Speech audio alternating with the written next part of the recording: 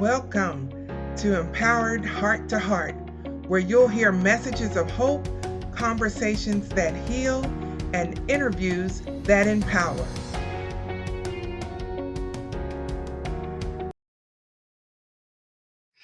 Well, hey, this is Rhonda Simmons, the founder and CEO of the Simmons Empowerment Foundation.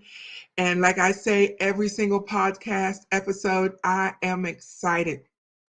I tell you, I have met some of the best people this side of heaven that I have interviewed on our podcast, and today is no exception.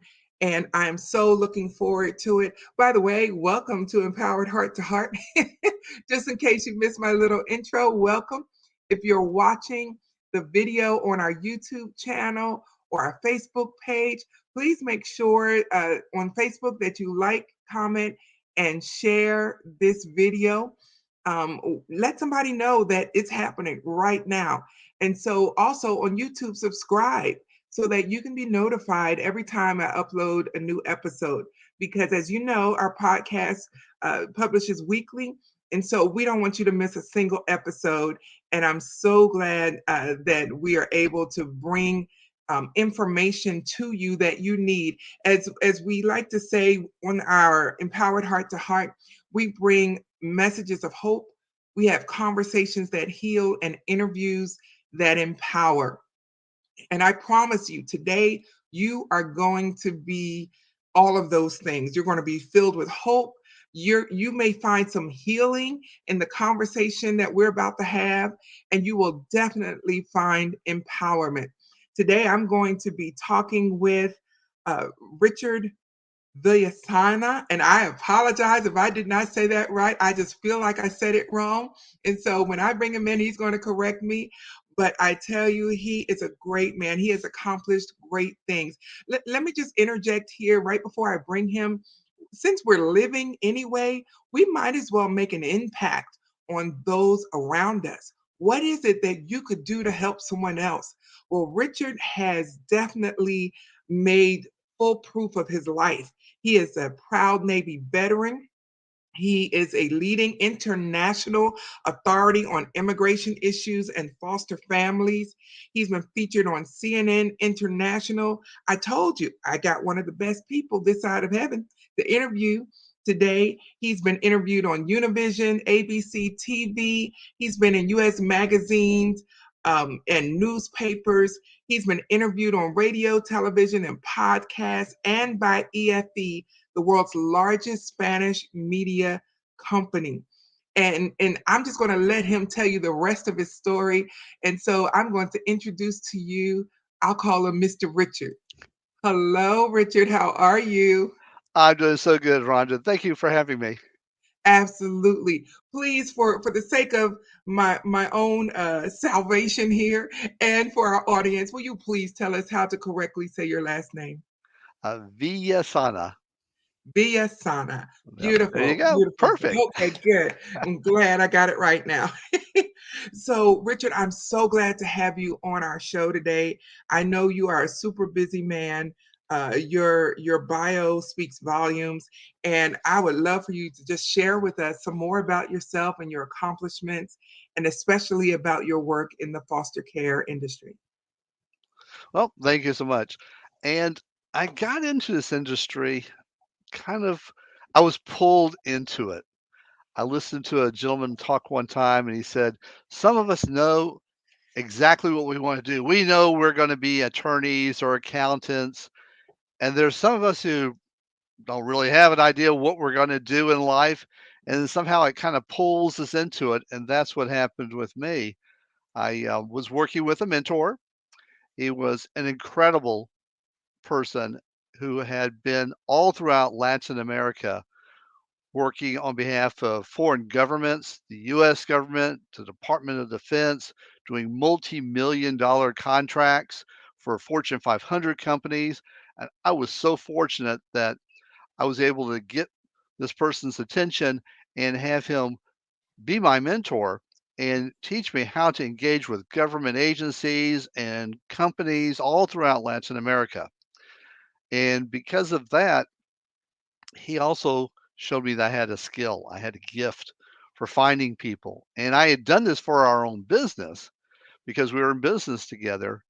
But I have to tell this story because this really sets the framework for what I did in foster care. So one day we're working together and he comes to my desk and he gives me a piece of paper and he says, I want you to find this guy. His name was Barry Johnson, I think.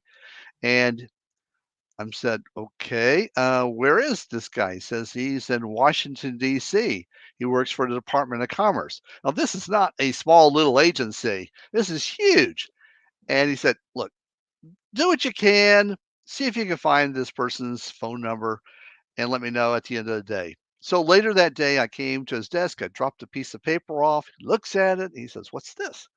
I said, well, that's the phone number. Phone number for who? I'm like, for Barry Johnson. And he looks at his watch. He says, I asked for this 5 minutes ago. I thought he was upset because I'd taken so long. Oh, and I forgot to tell you, this is pre Google. So there was no database to go to, there was no search engine. And he's like, you did this in 5 minutes. I said, well, yeah. He said, nobody does this in 5 minutes. I said, well, I do. And I'm thinking, job done. I'm ready to get back to my desk. And I'm moving that way. And he says, you're not leaving till you tell me what you did. Okay, so I come back and I tell him that I called, Mary Ann at the Economic Development Center, and she got me to John, who was in DC, and John got me over to Suzanne, and Suzanne gave me the phone number. And for me, it's like, there's no mystery here. This is what I did. Job done. Got work to do. And he says, nobody does this. And I said, I do all the time. And he says, you're not listening to me. And that was really important. That was a life lesson right there because I respected him. I admired him. And I knew when he said that, because we'd been together long enough, that I was missing a life lesson. So I come back to the desk, I kind of chill. I'm like, okay, what am I not getting? He says, my background, all the major corporations I've worked for. Yes. All the dignitaries I've met. Yes. He says, so when I tell you that I have never met someone who can do what you just did, that means something. I said, but I do it all the time. He said, it doesn't matter. It doesn't mean it doesn't have value. And that was such a critically important lesson because every one of us has this, some people call it superpower or that gift, that thing we Yeah. do so well that everyone goes, oh my God, I Um, can't. How did you do that? How did you take two sticks and, create a gazebo? How did you do this? yeah. And we blow it off because it's something we do so naturally. We just discount it as if, it's not a skill. It's not worth anything. It's fun, but, and he made me realize that it was a gift. It was a skill. And I was in a position to listen to that. And unfortunately, that happens with a lot of our young people, especially when they're in foster care. They don't get told, they don't make the connections with adults or with others who are able to give them that advice. Someone they respect and they trust who can say, you know what, you're really good at this. You should really focus on this. Simone Biles was so lucky because she had someone who pointed that out to her and said, you can do this. You can be this person. And look where she is. Wow. The most medaled gymnast, I think, Olympian ever. Mhm. But she had someone who believed in her and told her, you can do this, and pointed it out to her. And that's something that's lacking that all of us, you said at the very beginning, how can we help someone? Right there, we could go out today, tomorrow, and look at someone and see what it is that they do so well and tell them, Yeah. especially if there's that connection already. So they'll listen to us. And then we could take it a step further and encourage it and help motivate them to develop whatever that is because they may have the gift, but they may not have that initiative to go through the steps because just having a gift does not mean that it's super easy. You never have to study, you never have to research. I do all the time. I am constantly in learning mode, Right. but that may be a skill other, young people don't have that Mhm. we as adults, we can encourage that and Give that to someone and change their life forever. Mhm. And again, because I had that gift pointed out, I started doing this with other people, finding relatives, and then somehow the word got out and foster care agencies started calling me up and saying, "Can you help us? This child is in care. We need to find his mother." And they live in Latin America. We don't read Spanish. We don't understand Spanish. We don't know what the documents are called. Can you help? And that was the beginning of what I've Wow. now been doing for 3 decades. That is amazing. That is amazing. There is no greater fulfillment than knowing that you are walking in your God given purpose in life, that this is what you were created to do.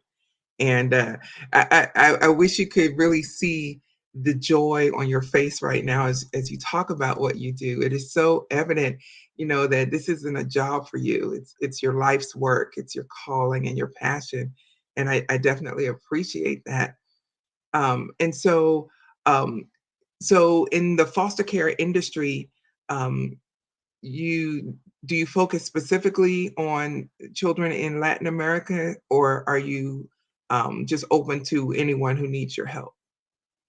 It really is focused on Latin America just simply because that's my skill level. I have worked in every country that is Spanish speaking in Latin America. And we add Brazil, that is Portuguese, but we add Mhm, that to the mix for Latin America. mhm, And that's where I spent all my years doing international business. Some of my clients were Cisco Systems, AT&T. I got called for research. I got called to market their products. Cisco System was actually amazing. We had a product that was so new when we took it to the engineers for them to approve it, like we have Underwriters Laboratory here in the US, where they say, "Yes, we have tested this. It's safe." They were looking at like, "Okay, this is new technology. Yes, never before hit the market. How are we supposed to test this thing?" And we're like, "Good question." And they basically said, "Okay, it passed, it passed, it passed."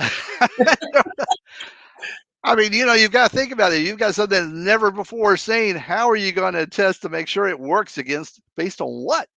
So mhm. I've been in those situations, so unique and unusual. And so because of that background, that's where my forte is. Spanish is my fourth language. I've traveled. I've lived in Latin America. I lived in Mexico for 10 years. I was a professor at one of the universities. I mean, I went rustic, native. I did not have someone paying my bills. I paid the water bill. I knew where to go to put the money in and to get the receipt and what to do when the water ran out. Been there, done all of those things. And so, but Wow. here's the catch. In the work that I do, Mhm.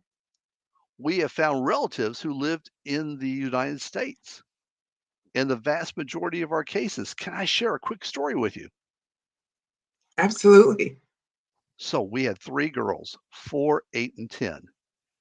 And that's very young. And kids at that age usually can't give a lot of details about family members. They may know them as Auntie Beth or Uncle John, but that's about it. They don't know street addresses. They might know a phone number, but let's face it, now with our phones the way they are, who remembers a phone number? So Right. they had these three girls, and they did tell the caseworker that they had two aunts living in Chicago. They could not find anything on these two aunts, but they had information on some of their relatives who were living in Mexico. So they said, "Look, can you help us find those relatives in Mexico?" Sure. 3 weeks later, we found the relatives, gave the contact information to the caseworker. So it's a Saturday. She's got her translator with her. She's calling down to Mexico and she gets one of the uncles. And she's talking for a few minutes and says, "By the way, do you know anything about two aunts living in Chicago?" He says, "Wait a minute." A few seconds later, a woman comes on the line and the caseworker introduces herself and does the same thing and says, "Do you know anything about two aunts living in Chicago?" She says, "Well, of course I do. I'm one of them. They were in the living room having coffee." Oh my goodness. They had Wow. flown down that week and were spending the week with the family, and they'd Mhm. just gotten back from lunch and were having coffee in the living room Wow. when she called. That's exactly how she reacted. 17 years, I've never had anything like this ever happen. Wow. And guess what? They're like, "Of course we'll take the girls in. We'll be back on Tuesday." And boom, where are the girls living now? In Chicago with their aunts. That happens Wow. all the time. Oh, So that's fantastic. no, it is because these girls didn't have to leave their country, probably didn't speak Spanish, Mhm. didn't have to leave a place that they were familiar with. They were able to find new relatives and to go stay with them and get out of foster care because Yes. it is not long-term care. That's No. something people forget. People think of foster care and yes, many kids do get out within 2 years, but a lot of kids, thousands of kids, stay in for years. Some Yes. stay in their whole entire childhood until they Yes. hit 18 years old. That's all they've ever known, and that's a terrible parent. Government just is not created to be a loving, caring, guiding parent. Absolutely. Absolutely. You know, eh, having gone through some training, of course, not at the level that you have, but having gone through foster parent training, everyone wants the babies and the little ones and the cute, cuddly ones. And so, like you said, there are so many older children in foster care, and they know that that's the thing that hurts my heart is they know that they're not anyone's choice and they're acting out, because they know people are not choosing them because of, something that they can't control, their age, and it just hurts my heart to just see that. I know in our state, in Texas, they are overrun with foster care children to the point where the state is reaching out to the public to see if they're willing to rent houses, if the state can rent houses from, just everyday citizens to put these children in because they have them staying in hotels or sleeping overnight in the offices because they don't have anywhere to place them because people don't want to deal with the older children, and that's where my heart is. And so, what are some of the worst problems that you've seen in the foster care system? Well, you really just touched on it, and that is that we went through COVID. And COVID did a lot of things to the foster care system. Before COVID, grandparents were a great resource. Grandparents have stepped up and they are definitely unacknowledged heroes. They step Yes, in and take in their grandchildren, they care for them. mhm, Some do this formally, some adopt their children. That's what happened yes, with Simone Biles. Her hmm, grandparents came in and took her out of foster care, and then ultimately they adopted her. And wow, so it's family, and mhm. everyone loves their grandparents, Yeah, I know, right? and so it's like the best of both worlds. So Yes, but because of COVID, many of them died. Many of them now have medical issues that prevent them from being that caregiver to their grandchild. So they're out of the picture. And this happened to thousands and thousands of families. Then you had those who, they passed away. You had parents who passed away. You had people who were foster parents who they are dealing with grief or loss or they're at risk or a child is at risk so they are have pulled back. So across the country, this is one of the things I write about in my book is because people didn't hear a lot about this. The reality is these people had to pull back and that's why we have a foster care crisis right now because we have lost all these foster parents and potential adoptive parents and now we're having to rebuild, and every state is suffering from this lack of having foster parents to give a child a real home. So, yes, we do have them sleeping in hotel rooms, sleeping in offices, sleeping in the break room. Can you yes, imagine a child 5 years old being at an office all day? And No. even if they're not, having to come back to the office and sleep on the floor or on a cot, I mean, no matter how nice the cot is, it's still a cot and it's still in an office. Right. No one's reading them bedtime stories. No one's helping them with their homework. No one's giving them that chocolate chip cookie. And this is not to say that these people who work in these offices, you know, are heartless. They're not. Mm.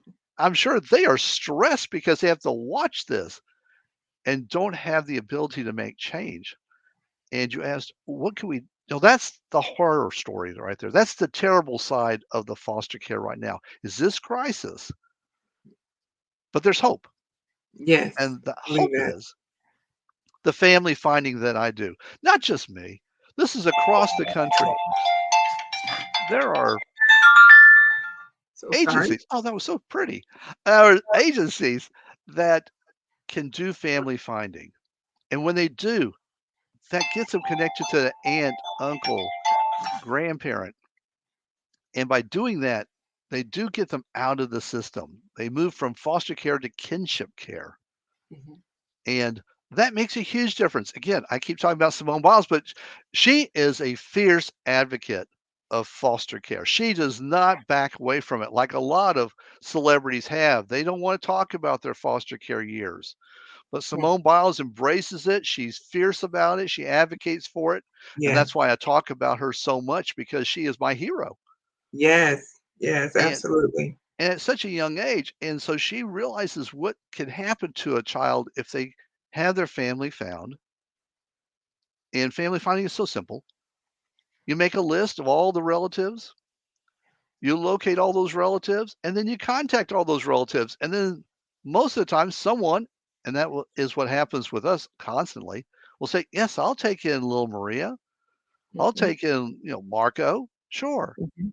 Mhm. And the next thing you know, the child's out of foster care. They're in a loving family setting. They're not moving twice a year. Mhm. They're not at risk of massive depression because they're being passed from home to home thinking, what did I Mhm. do wrong? Why didn't they love me enough to fight for me? Why didn't Yes. they speak up? Why didn't they want me? Mhm. Because no one sits them down and says, look, that's not the way the system works. It's not you. But they don't get told this. So they keep going through life for years thinking, it's me. I must really be messing up. And this impacts these kids so badly. But family finding, it's quick, it's inexpensive. 'Cause listen, there are some kids right now, agencies are paying out $10,000 a month. And I don't think anyone thinks that we're getting $10,000 a month worth of benefit for these children. No. Yeah. No, I actually referenced that. You can go to Harvard to get room and board for less than 70,000. Harvard for $70,000. I don't think we're getting our money's worth when it comes to foster care. No. No. Absolutely not. Absolutely not. Well, Richard, you mentioned your book. It's called Do No Harm. And somewhere around the video will be the link for people to purchase your book because they need to get it, they need to read it. We'll also put it in the description for YouTube. But tell us some more about your book, Do No Harm, and how it shines a light on the foster care issue and crisis in this country. Well, thank you for asking about that. It was definitely a labor of love. It does focus on the children who were separated coming across the U.S. Mexico border back in 2017 through 2021. These children were separated. That was a policy that the U.S. government had in place at that time. And they were unprepared for one, separating children. That's why there was so much in the media about where these children were, how they were being treated. That's a whole nother conversation. But let's just say for many children, it was not good at all. And they also did not have in place a way to locate their parents. And that was part of the lawsuit was that in the commentary, and that again is in the book, one of the judges said, you can track watches, pens, money, clothing, all these articles, but you don't have a process to find children. He was Wow. just blown away. He's like, how do you do this? How do you track inanimate objects but you Mhm. didn't have anything in place so we could get a child back to their parent. Right. And Right. so for 2 years, I have been working some of the worst cold cases that the federal government had in finding people. I'll share this one with you. This is an example, hypothetical, but let's say we had the name of a parent, one other identifying information, and we would get the name of the country. So that would be like someone saying, I want you to find Rhonda, and she lives in the United States. Good Wow. luck. Wow. Now we close that case, of course, Yes. and you knew that was coming. Uh-huh. Um, and we have lots of stories of these success stories in the book. Mhm. And from the immigrant children, though, a lot of those kids, because they're going into poverty level homes, because they are non-citizens, they aren't able to work legally, so anything can happen to them because of finances, the stresses that poverty puts on people mentally, economically, emotionally, that can impact their parents, there can be abuse, and guess what? Those children are now starting to end up in foster care. So we've got these thousands of kids coming into foster care, a foster care system, as we talked about a moment ago, that lost thousands and thousands of grandparents, lost thousands of foster parents. It's not the safety net people are trying to purport it to be. It's not at all. It's not a sponge that can soak up the ocean. It's just not possible. And now we Right. have these immigrant kids coming in, and the laws that apply for them to go look for their parents kick in, and these agencies don't know what to do, and they don't know how to go look for them. And we have our own US born children who are going into the foster care system, Mhm. and we're hearing more about abuse. And so we've got all these kids coming in, but you know what? We need to think about the hope here, Yes. family finding, and the people who have transitional programs for when the kids do stay in too long and need that time frame from 18 to 21 to 24 to get their feet underneath them and to get their balance and to be able to cope with the real world on Yes. their own. Those programs are out there. There are states right now letting them go to college for free. That's great. It's Yes. not one solution does all. This is a group effort. It's family Absolutely. finding, it's foster Absolutely. parents, adoptive parents, it's transitional programs, it's good budgets for the government. So happy to see that in California, they put more money back into the budget cuts they were going to make because you Mhm. have to. That's money well spent. That's not Yes. fluff. Right. And that is Right. definitely one of the areas where we can improve on. You said at the very beginning, what can we do to help? Write our politicians, let them know children need to come first. This is not a political football. This is a child. Take care of them. Yes. Let them have Yes. the resources to have a safe home. Let the agencies have the resources so they can have someone do the work, find their relatives, contact the relatives, Mhm. engage with them, and get that child out of foster care. Guess what? At $10,000 a month, now that's a high, but still, let's say it's 5,000. That's a savings. Trust me, this Yes. is not a losing activity. This is a winning activity for everyone, children, families, government, society. It works for everybody. And that's what the book Absolutely. is about. It talks about this, it hits the hard, dark stuff, but it goes into hope with Yes. stories of hope, like those three girls. It's in the book. Other stories just like that. Children who now have a completely better, brighter life because someone found their family. Yes, yes. I am so thrilled about the work that you do and have been doing for the past 30 years. It is awesome, beyond awesome. The need is great. And like you said, um, any investment into our children is a win-win, just all the way around. The, I'm not going to shock you and start singing the whole "I believe our children are the future" song, but it is true. It is true. And so the investments that we can make of our time, our resources, our energy, our expertise, just have exponential rewards. And I really appreciate what you're doing. So, on an everyday average citizen level, what can we do to help alleviate this crisis? There are lots of things. And again, these are things in the book, but let me share a few quick, easy ones for someone who is super busy. They could go to Facebook. They could like this post.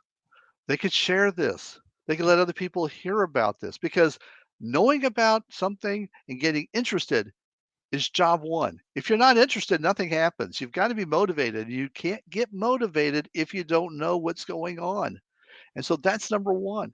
They could come to our Facebook page. They could like our posts. They could share them. Second thing, they could do fundraisers, especially on Facebook. They're super easy, take less than 2 minutes. Let people donate. We're a nonprofit, so the more we can do only happens with the more that comes in. It's just that simple. Dollars do talk. And if we have more, then we can do more. We can help more children. People could spend time. If they really want to get more invested, they could become a foster parent. They could become a respite foster parent. That means someone who only helps for a short period of time, a couple of days, just to give someone that break because they've been doing this for months and months and they just want that evening off for themselves or to get away for a weekend just to be with their spouse or with their significant other, whoever, just to have a mental break away from the kids. Mhm. That's an opportunity right there. People could adopt. That's out there. But again, supporting nonprofits, any nonprofits, and they could buy the book. Proceeds from the book do go to help the nonprofit Forever Homes for Foster Kids. So people can learn about the foster care system, they can learn about solutions, they can advocate with their politicians if they're that way and they're that type of person that they really want to go after it. More power to them. They can do it. It's there listed out for people with these ideas of what they can do and how they can help. And listen, it's $1. It's on Kindle. There's no reason for someone not to be able to give $1 and help and to have part of the proceeds go to a nonprofit and help a foster child be back with family and learn and advocate for these kids. Wow. Richard, what is your nonprofit's website? So it's Forever Homes for FOR fosterkids.org. Okay. So if I got this right, because I'm going to put it up here on the screen so people can see. And if I spelled it right, how they do. Oh yes. Oh, for foster Forever Homes for FOR foster kids. Okay. ORG. No, okay. I can definitely. Oh, so sorry. I hit the wrong thing. I can definitely fix that. And so as we close today, Richard, what would be a parting message that you would have for a foster child and a foster parent? Let me talk about the foster parents first. Ask for help. Understand that unfortunately some counties are really good at offering help, others aren't, but there are books out there that talk about being a foster parent, how to do better as a foster parent. Again, you can check our Facebook page. There are experts out there. Dr. John DeGarmo is amazing, and he has his own books, and he is a foster and adopted parent, so that can help you. And as far as foster kids, don't give up. Look for that mentor. Look for that teacher who really you connect with and talk to them and share and open yourself up. I know it's scary, and I'm saying that I have not been a foster kid, so I'm going to put that out there. But you got to take a chance. Try take a chance with one of these adults, someone you resonate with, and see if they can connect and you can find out what's your superpower and realize that you have more control. Ask more questions. Look for information. It's out there. Resources are out there, but you're going to have to look for it. Unfortunately, I wish I could say that we're going to do it for you. Unfortunately, sometimes adults just don't step up the way we should. So grab it, go for it. It's your life. And I would say try to get as much benefit as you can. Find out about programs. Ask your school about programs they should know, and then they can help you. So you may have to be your biggest advocate, but you can do it because you've done and you're going through so much. You can still do it though and make your life so much better and brighter. Yes. Absolutely. Richard, thank you so much for being on our show today. Again, for those watching on our YouTube channel, Richard's nonprofit organization, Forever Homes for Foster Kids, that website is on the screen. It'll be in the description around the video and around the podcast. You want to get involved in some capacity, we can do something to help. One thing we have to be resolved is that doing nothing is not an option. And so, Richard, thank you so much for being a part of our show today. And if you'll just hang tight, I'll be right with you in just a moment while we wrap things up. Okay? Thanks so much. Ladies and gentlemen, it has been an honor to have spent this time with Richard Villasana. I am so glad that he has been a part of our show today. It has been insightful. And what is so significant about this particular interview is that May is National Foster Care Awareness Month. And so this was right on time. And we need to get involved. You know, you may have an extra bedroom in your house. You could be using that to be a foster parent to some child in need. You may have multiple properties that you could use and or multiple bedrooms. There's something we all can do. Doing nothing is not an option.